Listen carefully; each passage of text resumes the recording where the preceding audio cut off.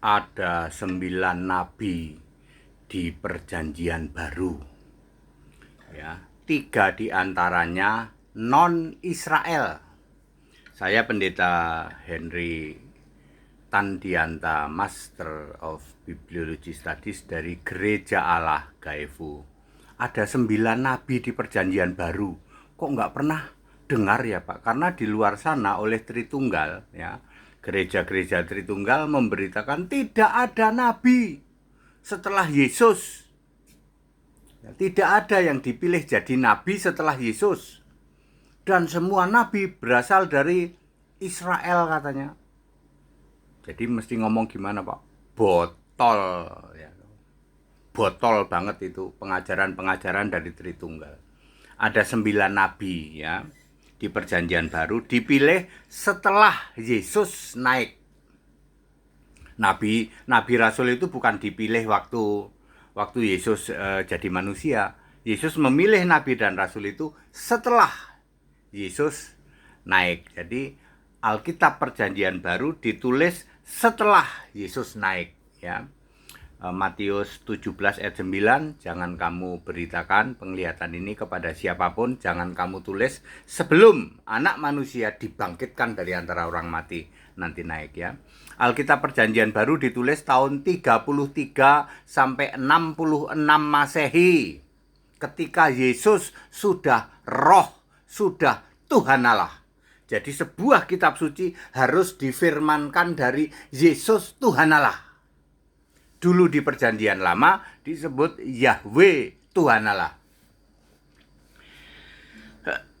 Baik, ada 9 nabi. Kalau Yohanes Pembaptis ini sebenarnya tidak secara tegas disebut nabi. Yesus berkata, dia nabi kalau kamu mau menerimanya. Kalau orang Israel mau menerima, Yohanes Pembaptis itu nabi. Tapi kan Israel nggak mau.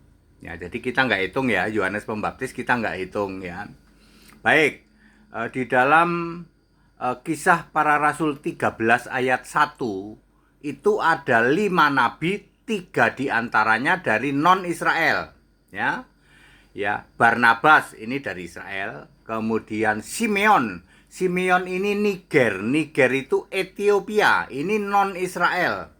Kemudian Lukius itu dari Kirene ini Libya, non-Israel.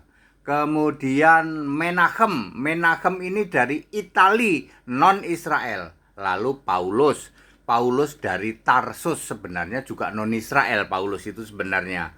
Karena Tarsus itu lebih ke arah Turki ya sebenarnya. Turki ya, deket-deket Yunani situlah. Sebenarnya Paulus juga boleh disebut non-Israel sebenarnya. 3 atau 4 nabi itu non-Israel. Ya, jadi gugur ya yang mengatakan semua nabi ya tidak ada setelah Yesus, gugur. Semua nabi dari Israel, gugur. Betapa botolnya itu para PDT pendusta dan RM Raja muter-muter dari Tritunggal. Modalnya cuman rambut gondrong, bewok, dan bau mulut. Ya, seperti itu. Oke, itu sudah 5 ya. Kisah Para Rasul 13 ayat 1 ada 5 nabi. Kemudian Kisah 15 ayat 32 itu ada nabi Silas dan nabi ini Yudas. Yudas dan Silas. Yudas yang dimaksud Barsabas. Bukan Yudas Iskariot ya. Bukan Yudas adiknya Yesus juga, tapi Yudas Barsabas dan Silas. 5 tambah 2, 7. Lalu Kisah Para Rasul 21 ayat 10. Di situ ada Agabus, Nabi Agabus dari Yudea. Sudah 8. Lalu Wahyu 22 ayat 9. Malaikat berkata, engkau dan para saudaramu para nabi. Jadi Yohanes termasuk nabi dan para saudaranya ya para rasul-rasul itu. Ya, jadi 9 sama Yohanes ya. Jadi saya ulang ada 9 nabi Alkitab Perjanjian Baru. Ya, Barnabas, kemudian Simeon ini dari Ethiopia, non Yahudi, non Israel, kemudian Lukius ini dari Kirene itu Libya, non Israel juga. Menachem ini dari Itali, non Israel juga. Paulus ini dari Tarsus, sebenarnya bolehlah disebut non Israel juga. Setidaknya ada 3 atau 4. Kemudian ada Agabus, kemudian ada Silas, dan ada Yudas, lalu Yohanes yang di Pulau Patmos. 9. Kalau ditambah sisa perjanjian lama, ada Nabi Hana, anak Fanuel, di dalam Lukas 2 ayat 36. Jadi sebenarnya ada 9 nabi di Alkitab Perjanjian Baru, ada 1 yang sisa-sisa perjanjian lama, namanya Hana. Clear? Yang bilang tidak ada nabi setelah Yesus siapa? Itu pengajaran Tritunggal itu, ya.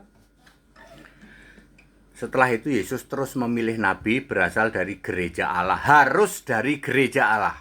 Baru ada nabi, ada rasul, pemberita Injil, gembala, pengajar, ya. Very clear, ya.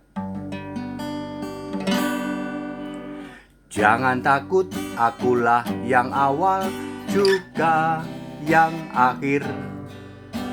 Lihatlah aku hidup, aku hidup. Jangan takut, akulah yang alfa juga omega.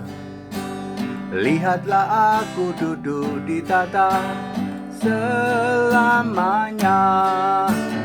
Pujian sembah Tuhan Allah, Yesus Kristuslah satu-satunya. Alfa Omega di tata surga, Yesus Kristus namanya.